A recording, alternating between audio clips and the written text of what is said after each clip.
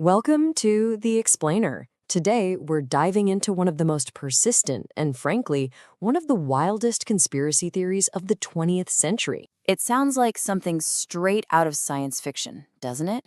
The core of the story alleges that, right in the middle of World War II, the U.S. Navy didn't just achieve the impossible, they shattered our understanding of reality itself. And these are the absolutely shocking claims at the heart of it all. The Philadelphia experiment. It's this wild legend that mixes cutting-edge sci-fi ideas with the very real, very paranoid secrecy of wartime. Okay, so let's start with the legend itself. What is this story that has managed to captivate so many people for so many decades? The legend zeroes in on the USS Eldridge back in October of 1943.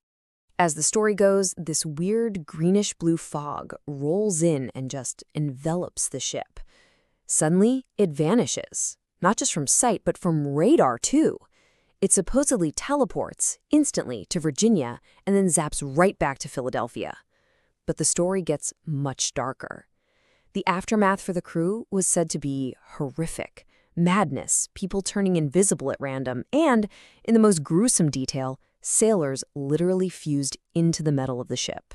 So, what was the supposed science behind this miracle? Well, the legend claims it was all made possible by using Albert Einstein's unified field theory. You know, just a little casual side project. A revolutionary concept so incredibly advanced that Einstein himself couldn't even crack it. But you gotta remember, this story didn't just appear out of thin air. This was the era of the Manhattan Project. The public knew for a fact that the government was working on secrets that could literally change the world. In that atmosphere of proven secrecy and paranoia, a story like this, well, it found some very fertile ground to grow. So if the story is so clearly fantastic, how did it ever gain any traction? This is where the so-called trail of evidence begins, and let me tell you, it is a strange one. The entire theory, and I mean all of it, comes from a series of mysterious letters sent out in the mid-1950s. A guy calling himself Carlos Allende, who we later find out is named Carl Allen, sent a copy of a UFO book to the Office of Naval Research that he'd filled with all these bizarre handwritten notes describing this top-secret experiment. And this sequence of events is really what gave the story a false shine of credibility. Think about it. First, the actual Office of Naval Research shows some interest. Then, a legitimate Navy contractor prints up copies of this annotated book, which makes it seem kind of official. And then, when the author, Morris Jessup, tragically dies a couple of years later, well, that just poured gasoline all over the conspiracy fire. And get this, only about 25 copies were ever printed, probably just because someone at the Navy was curious. But that tiny number had a massive effect. It accidentally made it look like a rare, suppressed, top-secret document. A crank letter was suddenly laundered into what looked like a government leak. All right, so with a trail that seems so weirdly compelling, it's time to ask the big questions. What do the actual, verifiable, official records have to say about all this? The very first, and maybe the biggest, piece of this story completely collapses right here. We can actually check the official ship's log for the USS Eldridge. And that log is crystal clear. In October 1943, the ship wasn't in Philadelphia. It was hundreds of miles away in the Bahamas. Okay, so what about our one and only eyewitness? The guy who started it all? Well, the ship that Carl Allen claimed he was on, the SS Andrew Furuseth, it also has a log. And its records show it was nowhere near Philadelphia or Norfolk at the supposed time. The only witness? Well, he couldn't have witnessed a thing.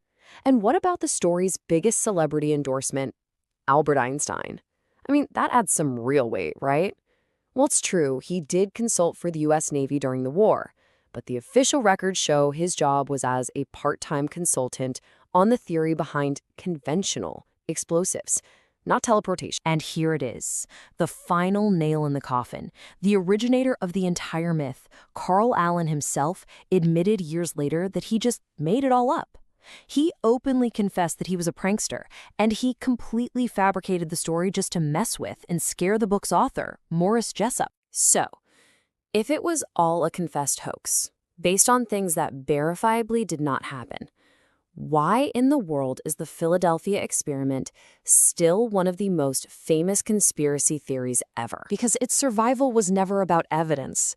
It was just a perfect storm for belief. You had real top-secret projects happening. You had growing distrust of the government. You had a story that's an incredible mix of sci-fi, mystery, and horror. And you had that accidental boost of credibility from the Navy's own curiosity. Then, of course, pop culture took over and supercharged the whole thing for a new generation. So in the end, even a direct confession from the guy who made it all up couldn't stop it. The story was just too good, too big, and too entertaining. The truth just didn't stand a chance because the legend had already become a modern myth. And that really leaves us with a final fascinating question. The Philadelphia experiment proves that sometimes a narrative can become so powerful that it feels more real than the facts. It really makes you wonder, what stories are we all believing right now, simply because we want to?